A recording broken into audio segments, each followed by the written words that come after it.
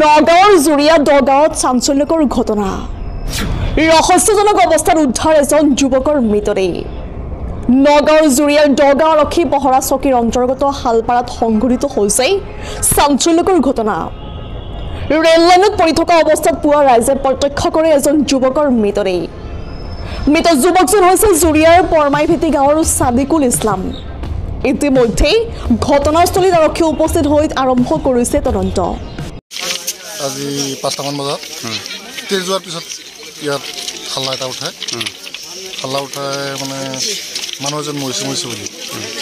গাঁৱৰ মানুহ ওলাই পেলাই চাই সঁচাকৈ মানুহ এজন মৰিছে এইটো চাগে ট্ৰেইনে মৰা নাই হ'ব কোনোবাই মাৰি আনি পেলাই থৈছে চিনাকি হৈছে নেকি মিত্ৰ চিনাকি হৈছে এইটো পৰমাইভেটিৰ বুলি জানিব পৰা গৈছে এনে ৰাইজে আহি প্ৰত্যক্ষ কৰিছে নেকি ৰাইজে আহি প্ৰত্যক্ষ কৰিছে আৰু কি খবৰ দিছে আৰু কি খবৰ দিয়া এই ঘটনাটো গম পায় নেকি নাই গাঁওখনৰ নাম কি গাঁওখনৰ নাম এইটোতো শালপাৰা হয় শালপাৰা গাঁৱত মানে শালপাৰা গাঁৱত মৃতজন পোৱা গৈছে এনে মানুহ ব্যক্তিজন পৰমাইভেটি বুলি জানিব পাৰিছে নগাঁৱৰ পৰা বিভূতি বৰাৰ ৰিপৰ্ট সুহানা লাইভ।